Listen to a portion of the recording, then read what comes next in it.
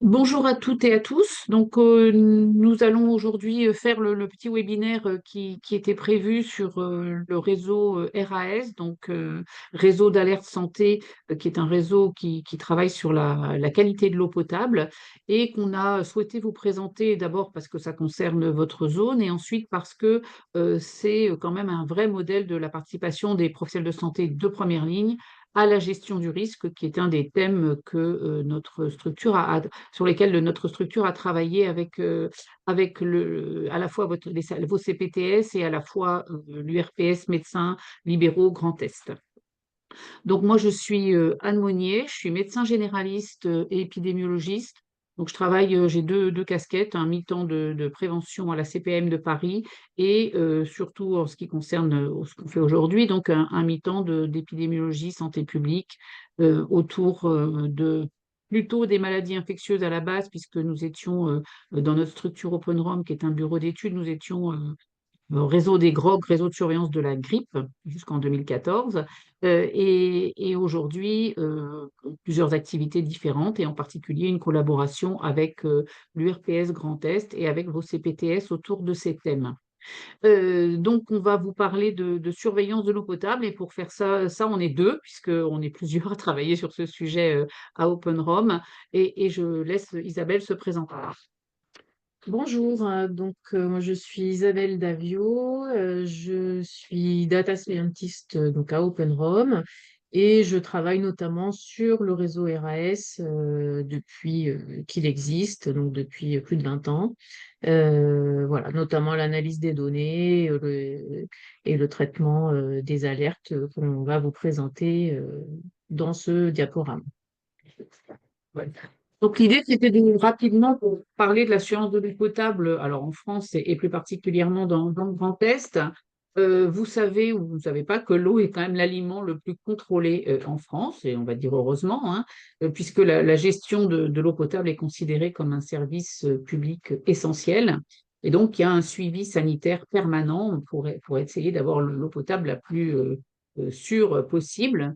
Depuis 1998, alors il y a toujours eu de la surveillance et des contrôles, bien sûr, de qualité sur l'eau potable, mais évidemment, tout s'est accéléré avec l'évolution des techniques et puis aussi la communication et le fait que la population est quand même plus vigilante à ces choses-là, peut-être qu'elle ne pouvait l'être précédemment. Et donc, le dispositif de veille et de sécurité sanitaire qui existe aujourd'hui, il est dans le Code de la santé publique, et donc on doit anticiper, surveiller, alerter, agir et évaluer les risques sanitaires autour de l'eau potable.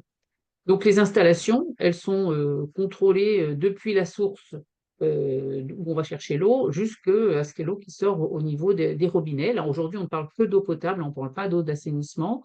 Petit à petit, il y a eu au plan national, hein, et c'est particulièrement vrai sur l'Eurométropole de Strasbourg, un retour parce qu'il y a eu des gestions purement privées de l'eau à certains endroits et à certains moments. Il y a eu une remunicipalisation, donc là on est sur plus de la politique et de la politique de santé, ou en tout cas à minima un encadrement renforcé de la gestion de l'eau pour être sûr quand même d'avoir une vraie vision globale de la qualité de l'eau potable en France. Donc la maîtrise d'ouvrage est souvent faite par la collectivité, et on a qui chapeaute tout ça et qui est un petit peu en contrôle extérieur, toujours les agences régionales de santé qui ont ça dans leur mission, l'assurance de l'eau potable. Donc quand on parle de ça, de cette surveillance de la qualité de l'eau qui est destinée donc à la consommation humaine, hein, vous voyez qu'on a l'ARS qui va faire des contrôles sanitaires, donc à la fois inspecter les installations assez régulièrement, à la fois des contrôles des mesures mises en œuvre, et puis surtout des surveillances hebdomadaires, hein, tout au long de l'année. Des prélèvements arrivent à l'ARS pour contrôle de la qualité de l'eau, que ce soit au plan bactériologique ou au plan physico-chimique. Et puis, pour la personne responsable de la distribution de l'eau, et je vous parlerai de Strasbourg après, enfin l'Eurométropole après, une vérification régulière, hein, avec bien sûr des installations hein, bien sûr, et de leur fonctionnement, mais aussi beaucoup d'analyses et de tests en complément, donc ceux qui sont demandés par l'ARS et puis ceux qui font en plus en auto-mesure, autocontrôle et bien sûr une traçabilité de tout ça. Et puis les crises qu'il y a pu y avoir et tout le développement de tout ce qui est Vigipirate, parce que l'eau, c'est aussi un endroit où on pourrait imaginer qu'il y a du bioterrorisme, et bien sûr une culture de vigilance très importante pour tous les acteurs de la production de l'eau.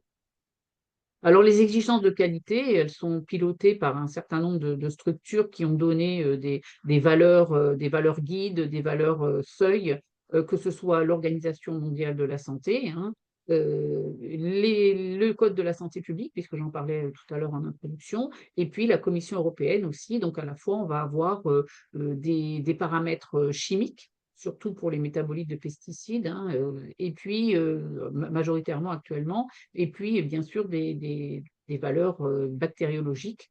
Évidemment, ce qu'on veut, c'est que l'eau de boisson ne présente aucun risque pour la santé des personnes qui vont consommer cette eau tout au long de leur vie. Alors les limites de qualité pour les paramètres, qui sont présents dans l'eau, hein, donc la microbiologie, bien sûr, et une trentaine aujourd'hui, alors peut-être un peu plus parce qu'on a beaucoup parlé aussi des PFAS et cetera, qui sont, présentes aujourd'hui, qui sont recherchées aujourd'hui, pardon. Donc une trentaine de substances indésirables qui pourraient être toxiques, en tout cas à certains niveaux de concentration. Des références pour, donc tous ces indicateurs de qualité, aussi de fonctionnement, hein, des installations, puisqu'on peut avoir des dysfonctionnements avec des petits relargages, métalliques, des choses comme ça, qui vont donner des colorations à l'eau ou des petites particules en suspension qui peuvent être, alors a priori, quand l'eau arrive au robinet, ça ne sera pas toxique parce que c'est surveillé, mais ça peut être désagréable aussi pour le consommateur, et donc tout ça, c'est très contrôlé. Si on fait un petit focus sur l'Eurométropole de Strasbourg, puisque c'est ça qui vous concerne, donc on a deux zones de distribution d'eau, en fait, hein, deux grands acteurs, Strasbourg ville et puis les communes limitrophes plutôt à nord-ouest, qui sont avec l'EMS donc qui va distribuer l'eau dans ces communes, donc 12 communes, et puis le reste est chapeauté par le syndicat des eaux et de l'assainissement, le SDEA, pour 21 communes. Et puis, c'est l'EMS qui va être au-dessus, hein, et décider contrôler, traçabilité, etc., pour l'ensemble des 33 communes de la zone. Donc, on a des structures qui sont, en tout cas, l'EMS public, hein, et puis le syndicat qui est parapublic, mais sous ce qu'on disait tout à l'heure, hein, sous la houlette de l'EMS. Alors, des tas de chiffres, mais bon, c'est intéressant quand même parce qu'on n'a pas toujours l'idée de tout ça. Alors, il faut savoir que l'eau de Strasbourg provient majoritairement de la nappe phréatique rhénane, qui est considérée comme très pure, naturellement potable et qui ne nécessiterait a priori aucun traitement. Mais bon, et encore plus depuis le Covid, on sait, vous savez qu'on surveille la présence de virus dans les eaux usées. Donc, voilà, on sait qu'aujourd'hui, ça fait partie des domaines de surveillance. Alors, on parle d'eau usée, on ne parle pas d'eau potable, bien sûr, mais ça veut dire quand même que une légère chloration est quand même faite à titre préventif pour supprimer peut-être des petits restes, en tout cas microbiologiques, qui pourraient être présents dans l'eau potable. Donc on part de cette nappe phréatique rhénane, hein, et donc on va avoir des analyses déjà à ce niveau-là, hein, bien sûr. Ça va partir dans le circuit de production avec des réservoirs. Vous voyez qu'il y a plus de 1500 kilomètres de tuyaux qui ont en moyenne une quarantaine d'années et qui ne sont renouvelés qu'à 1%, à peu près tous les 5 ans. C'est beaucoup de travail, beaucoup d'argent, ça coupe l'eau dans certaines zones, et cetera. Donc c'est très complexe de faire des travaux sur les réseaux d'eau potable, mais c'est fait régulièrement et puis bien sûr, il peut y avoir des réparations, ponctuelles parce qu'il y a des problématiques qui sont soulevées, dans certaines zones. Et puis donc on fait tout le circuit et on a, tous ces contrôles, hein, qui sont à la fois, les contrôles de l'ARS et les contrôles, en autocontrôle avec, un taux de conformité bactériologique qui est quand même, pratiquement à 100 tout le temps, à part quelques petites alertes dont on vous parlera tout à l'heure, mais qui sont très majoritairement, des fausses alertes. Et puis donc, on arrive à ce que 178 litres par habitant et par jour, hein, d'eau potable, propre, et qui arrive dans les robinets.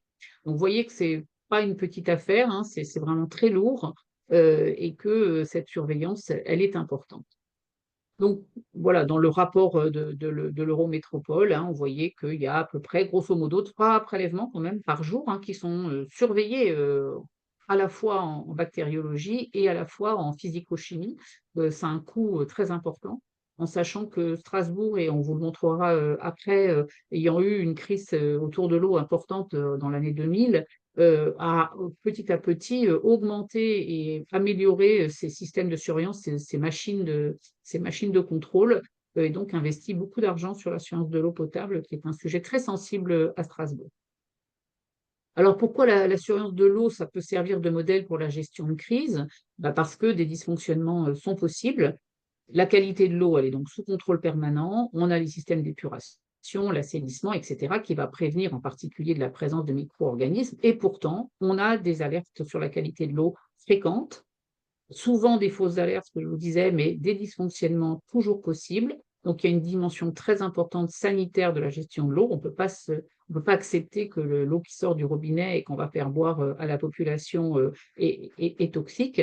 Et puis, bien sûr, il y a une dimension politique, parce que c'est un vrai sujet médiatique. Dès qu'il y a le moindre petit remous autour de l'eau potable, ça monte vite et ça peut donner des crises politiques importantes. Donc, les politiques des villes sont très intéressées à ce que l'eau soit bien surveillée et surtout qu'elle soit de très bonne qualité.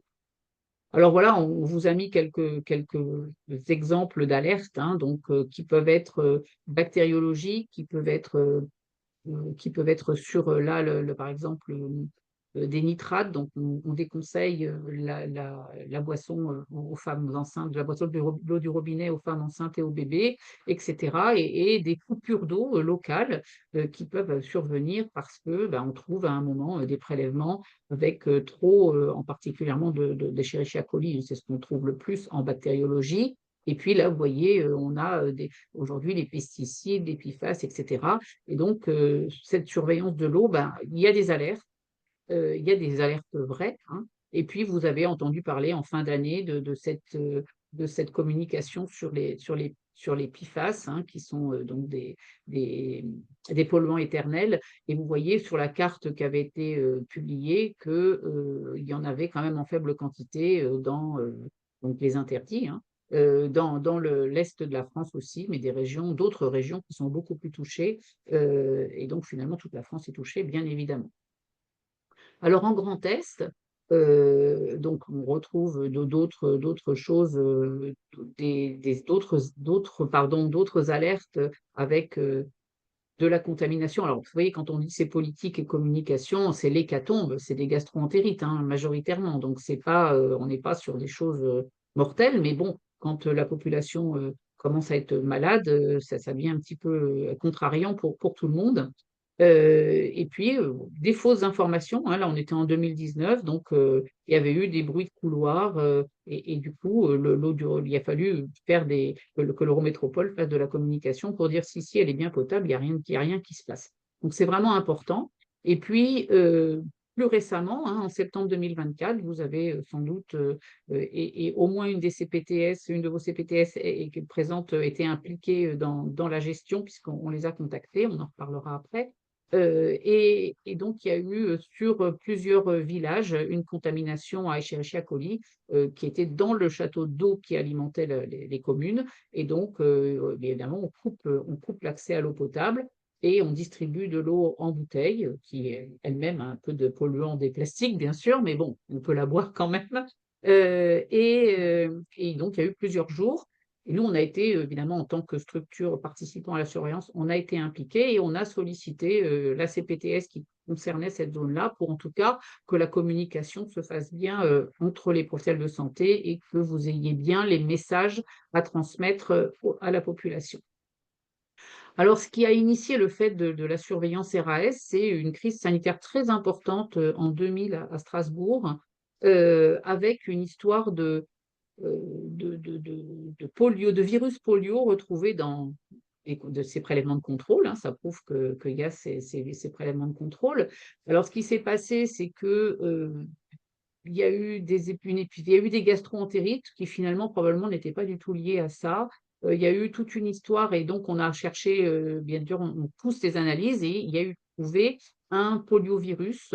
Et donc là, c'est parti dans les médias, on a coupé l'eau, et cetera, et donc ça a donné une crise très importante. Les gens de l'Europe Métropole disent qu'il y a encore des personnes, en particulier des personnes âgées à Strasbourg, qui refusent de boire l'eau du robinet depuis cette histoire qui était il y a quand même il y a 25 ans aujourd'hui. Donc c'est vraiment important de comprendre tout ça. Alors les enquêtes ont été faites, ça a été un peu long et on s'est rendu compte que au départ, on a dit que ça aurait été un laboratoire qui, par maladresse, négligence ou désinvolture, aurait jeté des poliovirus, parce que finalement, les poliovirus qu'on trouvait, qu'on n'était pas des poliovirus de maladie, ni même vaccinaux pour des gens qui auraient été vaccinés, des personnes étrangères vaccinées avec des vaccins vivants. C'était un poliovirus un peu particulier qui ressemblait plus à un poliovirus de laboratoire. Et puis la suite de l'histoire et la conclusion, hein, ça a été quand même de dire que finalement, c'était après le prélèvement que ça avait été contaminé par ce poliovirus, heureusement, on va dire. Mais en tout cas, ça a créé un bruit de fond très important autour de craintes sur l'eau potable de Strasbourg et l'Eurométropole a souhaité élargir sa surveillance au-delà de ce qui est recommandé, donc de l'assurance ARS et des autocontrôles, et avait fait un appel d'offres auquel nous avions répondu et on a été retenu pour cette surveillance. Donc la création du réseau d'alerte santé en 2002, avec l'idée d'avoir des vigies, on parle de vigies, sur le terrain, donc des vigies professionnels de santé soignants, donc ça va être présenté après, alors qui sont pas très nombreuses, mais qui sont harmonieusement réparties sur les différentes zones de distribution de l'eau, qui peuvent à la fois être donneurs d'alerte s'ils voient des choses particulières, mais qui sont aussi des relais pour nous, pour aller voir ce qui se passe quand on a, par exemple, un prélèvement avec un peu d'Escherichia coli. Donc, l'Eurométropole peut nous contacter et on va aller voir si dans cette zone, les professionnels de santé ont des signaux anormaux ou si circuler, il n'y a rien à voir, tout se passe comme d'habitude. Et donc, voilà, deux axes importants de la surveillance RAS qui existent depuis 2002, donc qui apportent quand même une forte réassurance, hein. Quand il y a des petits doutes, l'Eurométropole n'hésite pas à nous contacter pour on aille faire une petite enquête sur le terrain et voir ce qui se passe pour être sûr que on est bien sur des prélèvements. Vous comprenez bien que quand il y a un prélèvement anormal, ben, il va falloir attendre le jour suivant pour aller avoir les résultats des prélèvements des jours suivants. C'est quoi qui passe? Oui, je passe la main, je ne sais plus où on en est. Donc, je vais vous présenter en pratique comment est organisé le réseau RAS. Alors tout d'abord, le principe de base, donc, c'est que pour gérer une alerte ou une crise sanitaire, il faut avoir mis en place avant tout un réseau de professionnels de santé qui sont mobilisables immédiatement et qui sont aussi au fait de la problématique sous-jacente. Il faut aussi avoir des relais qui sont capables de mener des investigations dans la population de la zone concernée. Et puis, bien sûr, aussi avoir des données qui permettent de valider éventuellement les signaux d'alerte qui remontent, et ce, par comparaison aux données antérieures qui ont pu être récoltées voilà, sur les années passées avant les alertes. Et donc, notre réseau RAS est le premier réseau qui sécurise la surveillance classique, donc par les prélèvements dont on a parlé auparavant, en faisant remonter en temps réel des informations sur la population et son état de santé. Donc, on a des professionnels de santé qui sont recrutés et qui sont mobilisables. Et donc, ce sont des soignants qu'on appelle VIVI, Donc, dans notre réseau, on a des médecins généralistes, des pédiatres, des pharmaciens, aussi un laboratoire d'analyse en ville et l'association SOS Médecins. Et donc, toutes ces vigies sont évidemment bien sensibilisées, informées et présentes si besoin en cas de crise. Et ce réseau, il fonctionne grâce à la participation de toutes ces vigies, mais une participation qui se limite à un échange qui peut être ponctuel en cas de crise ou à un échange d'informations, un échange régulier, mais facile et rapide. Donc, tout ce réseau est coordonné par OpenROM avec une équipe qui est indépendante, spécialisée et réactive, avec l'aide donc d'un site internet dédié et facilement adaptable à éventuellement un autre souci de santé. On dispose évidemment d'indicateurs qui sont validés et de retours d'informations qui sont transmis régulièrement. Et donc, comme je le disais, avec la possibilité, si besoin, de se mobiliser sur un autre sujet de santé que la qualité de l'eau. Alors, notre réseau, donc, on peut voir que sur la carte ici, on a donc un certain nombre de vigies. On a deux groupes de vigies, des vigies dites actives, ce sont tous les petits points noirs, on a presque 30 médecins généralistes, 9 pharmacies, 5 pédiatres, un laboratoire d'analyse et l'association SOS Médecins qui couvre à peu près toute la zone de l'EMS. À ce groupe de 45 vigies s'ajoute un autre groupe de vigies dites semi-actives, composé de 11 médecins généralistes et 11 pharmacies. Et donc, on peut voir toutes ces vigies sont réparties sur l'ensemble de l'EMS, avec bien sûr une concentration plus forte sur Strasbourg et le centre-ville, là où il y a le plus d'habitants, et un peu moins sur les zones périphériques. Mais elles sont quand même présentes dans toutes les zones de distribution d'eau pour pouvoir faire des retours dans chaque zone. Alors, le réseau en routine, comment ça se passe? Donc, c'est le niveau de base quand il n'y a pas d'alerte ou de crise. Euh, donc là, ce sont les vigies dites actives qui travaillent. On peut voir sur la gauche un formulaire donc hebdomadaire pour les médecins généralistes et les pédiatres. Donc, qu'est-ce qu'ils nous envoient en fait chaque semaine? Ils vont nous transmettre, grâce au site internet, leur activité, donc le nombre de jours travaillés dans la semaine, le nombre d'actes, consultations plus visites, et le nombre de gastro-entérites qu'ils ont vus, et ce par tranche d'âge. À ça, ils peuvent ajouter un petit commentaire sur des pathologies spécifiques rencontrées au cours de la semaine ou autres. Voilà, et donc ça, ils peuvent le remplir soit au jour le jour, soit en fin de semaine. À droite, on peut voir un exemple de formulaire pour les pharmaciens. Donc, c'est à peu près la même chose. Il nous indique le nombre de jours d'ouverture de la pharmacie, le nombre de clients vus, quel que soit le motif. Il nous indique aussi le nombre de boîtes vendues pour 5 médicaments qui vont nous servir notamment à construire un indicateur de médicaments. Et le nombre de cartons cyclamètres qui remettent aux grossistes s'il y en a eu dans la semaine, avec la possibilité, bien sûr, d'ajouter des commentaires. Donc ça, c'est uniquement pour les vigies dites actives. Grâce à ces données, donc, qui sont transmises chaque semaine, on construit des indicateurs, des courbes, notamment donc l'incidence des gastro-entérites en médecine générale et en pédiatrie. Donc ici, on a par exemple pour l'année 2024, toute l'incidence en rouge, et comme on a des données depuis de nombreuses années, ça nous permet de faire une comparaison à la moyenne des 6 années précédentes et aussi par rapport aux min et aux max rencontrés pour chaque semaine. Donc ça nous donne comme ça une indication du niveau actuel de gastro. Un peu la même chose pour les pharmacies. Ici, c'est un graphique sur le nombre hebdomadaire moyen de clients vus par pharmacie, avec voilà, la comparaison à la moyenne sur les 5 années précédentes et au min et au max sur ces mêmes années.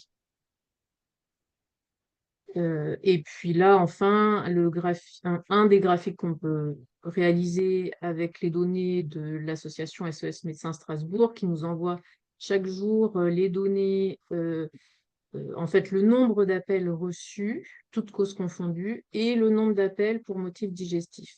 Et donc là, on a un pourcentage d'appels pour motif digestif qui tourne autour de 12% à peu près et qu'on peut comparer à la moyenne des 6 années précédentes et à un seuil voilà, qui correspond à la moyenne plus un écartier.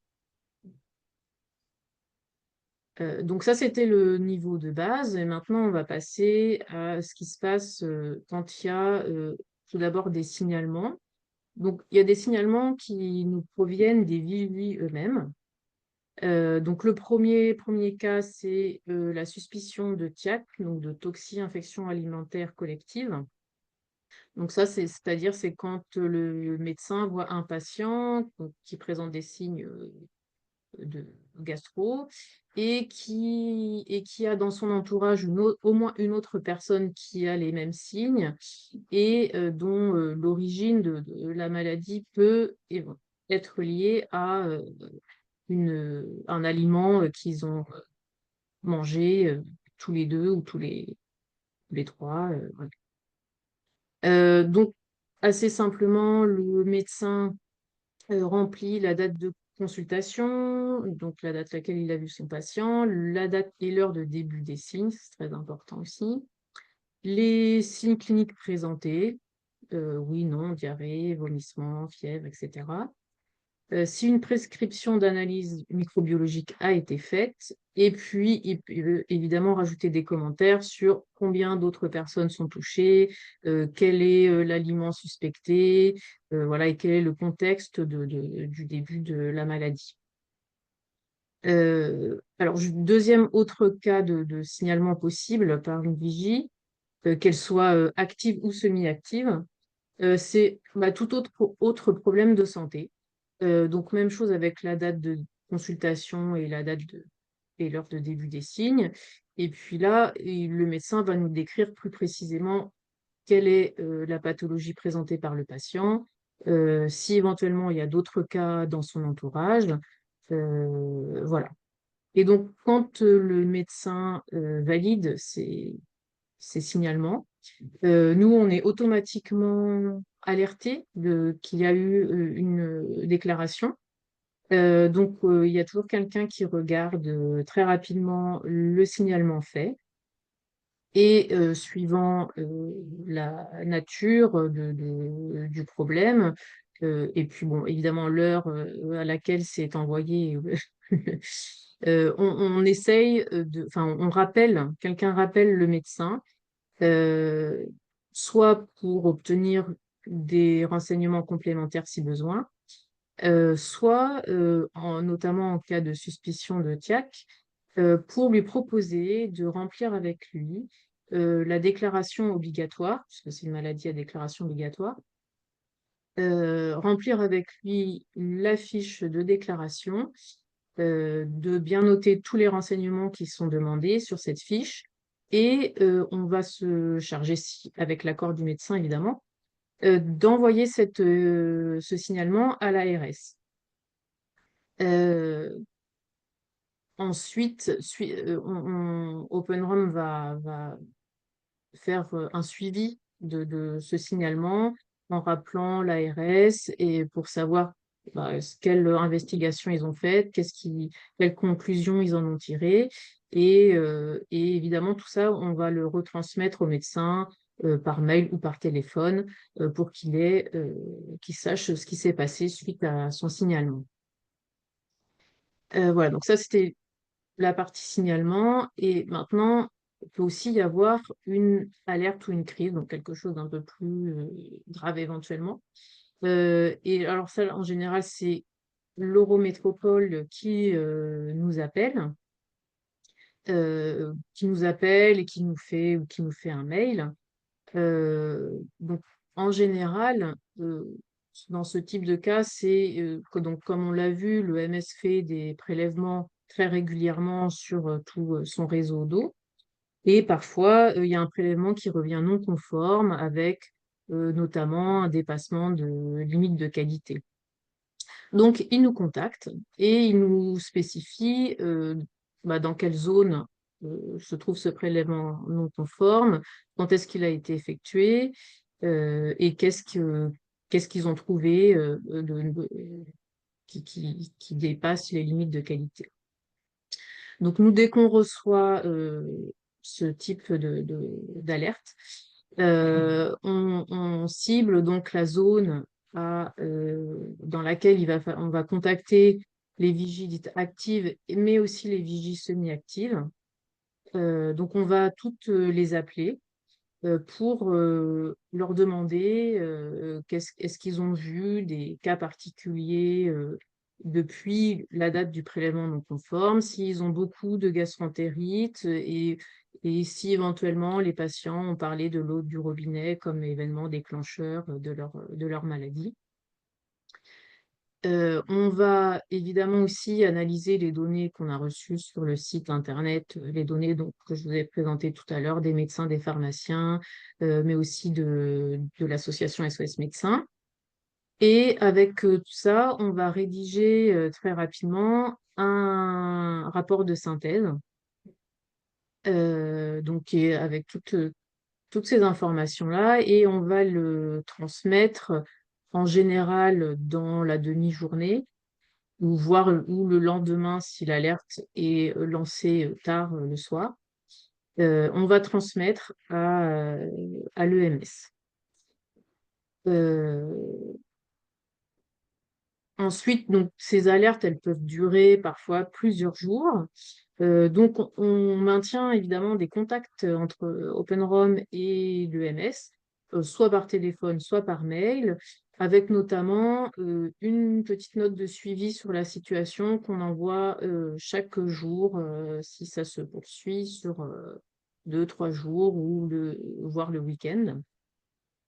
Euh, pour ça, on a un numéro téléphonique dédié avec une personne d'astreinte à OpenROM, donc qui peut être jointe facilement à tout moment. Euh, et puis, si besoin, en cas de réelle crise sanitaire, on peut faire une information ciblée par rapport à la zone géographique et au type de professionnel de santé en envoyant un mail donc aux professionnels de santé de la zone concernée par la crise. OpenROM peut aussi participer à la cellule de crise si le MS en programme une. Et puis, on réalise assez souvent un bilan une fois la crise terminée pour mettre à plat toutes les informations disponibles. Alors, en pratique, pour un professionnel de santé, qu'est-ce que ça représente le réseau RS comme charge de travail? Pour une vigie active, donc on l'a vu, ils ont un formulaire à remplir chaque semaine. Bon, on considère que ça prend pas plus de 15 minutes voilà, pour entrer le nombre d'actes, le nombre de gastro-entérites vus, pas 15 minutes par semaine. Donc, par rapport au signalement là, de suspicion de TIAC ou autre, euh, on considère aussi que ça prend pas plus de 10 minutes avec, y compris l'appel qu'on peut faire à la vigie suite à leur signalement sur le site. Et en sachant qu'une vigie, au maximum, elle déclare deux signalements par an, mais il y a aussi beaucoup de vigies qui ne signalent jamais qui n'envoient jamais de signal. Et puis, en situation de crise ou alerte, donc, la vigie reçoit un appel si elle est dans la zone concernée. Donc, c'est très court, hein, c'est environ 5 minutes, pas plus, en sachant que, au vu des années passées, on voit que suivant la zone dans laquelle se trouve la vigie, elle reçoit maximum 4 appels par an pour une situation de crise. Et donc, ces vigies actives, elles reçoivent une indemnisation qui est plutôt symbolique, de 210 € par trimestre. Pour une vigie semi-active, donc il n'y a pas le formulaire hebdomadaire à remplir, donc, parce que ce sont des vigies qui sont là juste pour faire des signalements ponctuels ou être appelés en cas de crise. Donc voilà, leur temps passé, on va dire, pour le réseau RAS, c'est maximum 10 minutes par signalement et 5 minutes si on les appelle pour avoir des renseignements sur, en cas de crise dans leur zone. Alors, ensuite, au-delà de ça, donc, on communique, le réseau communique régulièrement. Donc, on fait un bulletin trimestriel que vous avez probablement déjà reçu puisqu'il est transmis à tous les professionnels de santé de la zone de l'EMS. Voilà, donc chaque trimestre, une page, c'est une page avec un petit texte rapide sur l'activité des gastro dans l'EMS, une courbe et un texte en lien avec la qualité de l'eau ou les gastro-entérites. Au-delà de ça, donc, on a sur le site internet un bulletin hebdomadaire qui se fait automatiquement chaque lundi, bulletin qui est aussi envoyé par mail à toutes les vigies. Et puis enfin, on rédige aussi un rapport mensuel qui est transmis à l'EMS et au vigies par mail. Et puis à noter que bah, si on a un budget possible, on organise aussi des réunions sur Strasbourg, ce qui permet de maintenir un lien entre les collectivités et les professionnels de santé. Eh ben, je relaisse la parole au docteur Monnier pour finir. Merci Isabelle. Oui, bon, alors Isabelle, bon, je vais aller vite parce qu'Isabelle vous a bien décrit de quoi il retourne. Alors c'est vrai qu'on a un renouvellement d'appel d'offres récent donc pour 4 ans avec l'Eurométropole et on s'est dit, vous avez vu qu'on a un maillage, évidemment, 40 médecins, c'est pas, ou 40 vigies, c'est pas beaucoup quand même, hein. Alors on a les données des SOS médecins mais qui ne sont pas sectorisées, qui sont des données globales. Donc, on a d'abord augmenté notre maillage, vous l'avez vu, en rajoutant des vigies semi-actives qu'on peut stimuler et aller chercher si besoin. Mais c'est vrai qu'on a réfléchi, on s'est dit, bon, les CPTS, c'est vraiment le type de structure qui peut être intéressante à mettre dans la boucle, sans forcément, ça ne veut pas dire que tous les médecins ou tous les pharmaciens des CPTS doivent participer, mais que vous sachiez que ça existe et que on puisse, et on l'a fait finalement, avant d'avoir eu le temps de faire ce webinaire, puisqu'il y a eu cette alerte dont je vous ai parlé tout à l'heure, hein, sur les trois communes, et pour laquelle eh ben, l'Eurométropole, alors finalement, nous, on fait ce travail depuis l'année 2002, pardon, et c'est la première vraie alerte avec une coupure de l'eau potable, hein, donc vous voyez que quand même l'eau, elle est plutôt de bonne qualité. Donc, c'est la première fois qu'on se retrouve dans une alerte vraie. On a surtout eu majoritairement euh, des fausses alertes ou il peut y avoir eu à l'issue de travaux, quand ils remettent le circuit en eau, quelquefois, il peut y avoir quelques heures où ils sont obligés d'arrêter la consommation de l'eau potable parce qu'il faut que tout ce qui a pu stagner et sédimenter soit éliminé. Mais franchement, voilà, c'est là vraiment la seule alerte avec l'eau en bouteille pour la population depuis qu'on fait cette surveillance. Donc ça, c'est quand même rassurant. Maintenant, on s'est dit, ben, puisque la CPTS, c'est SEMSO qui était concernée, et sur cette zone-là, et on était déjà en relation via notre collaboration avec le RPS, et ben, on va leur demander de communiquer, en tout cas, et d'être en alerte, c'est-à-dire de vous solliciter pour ceux qui sont dans cette zone-là, pour que vous puissiez remonter des signaux et, euh, et pour que vous ayez l'information de ce qu'il faut dire aux patients. Donc vraiment, moi je pense que ça peut enrichir la surveillance sans forcément, si certains ou certaines d'entre vous veulent rentrer dans le réseau RAS, eh ben, c'est bien de nous en parler de façon active, mais en revanche, de savoir qu'on peut, et ça on en reparlera CPTS par CPTS, donc on peut s'appuyer sur les CPTS pour peut-être pour une alerte un peu forte pour le quotidien et les petites alertes qu'on a tout au long de l'année. Je dirais que notre réseau, pour l'instant, il est à peu près dimensionné, mais il y a des médecins ou des professionnels de santé qui partent en retraite. on a besoin de les remplacer. Donc, d'avoir un vivier de professionnels intéressés, c'est bien sûr important pour nous. Donc vraiment, on aussi, la CPS peut être un relais d'information, donc peut-être si vous ne recevez pas parce que la liste sur laquelle on s'appuie, pour envoyer le bulletin trimestriel, je ne suis pas certaine qu'elle soit ni exhaustive ni complètement à jour. Donc, peut-être relayer déjà ce bulletin trimestriel pour que vous ayez cette information. Je pense que c'est important pour un professionnel de santé de savoir, dire à ses patients, s'il y a des questionnements sur l'eau potable, de savoir dire comment ça se passe et ce qui se passe et puis bien sûr de pouvoir s'appuyer, ponctuellement sur une crise importante dans une zone qui vous concerne, de pouvoir s'appuyer sur les CPTS. Et puis, il faut pas oublier que CPTS ou pas CPTS, et ben, c'est important de se dire que n'importe quel professionnel de santé, peut s'appuyer, peut envoyer un signalement et ce signalement, et bien, peut-être on vous mettra le lien avec l'envoi l'annonce du webinaire puisqu'il y a une plateforme, une zone sur la plateforme dédiée pour que n'importe quel professionnel de santé puisse nous signaler quelque chose. Voilà, on a essayé de vous intéresser, je dirais, à la place des professionnels de terrain sur la qualité de l'eau potable, à la fois pour que vous sachiez donc quoi répondre à vos patients, mais aussi que vous vous sentiez peut-être plus impliqué qu'on ne peut l'être au quotidien dans nos activités de centre de médecin ou de pharmacien et que vous ou même d'ailleurs, d'infirmière ou de kiné, hein, peu importe, je dirais, le professionnel de santé, s'il y a un doute, il vaut mieux signaler, et donc c'est vraiment, voilà, on vous mettra aussi une adresse mail et n'hésitez pas à nous contacter, pour toute question ou pour toute réflexion, qui vous paraît importante. Merci beaucoup et bonne journée. Merci.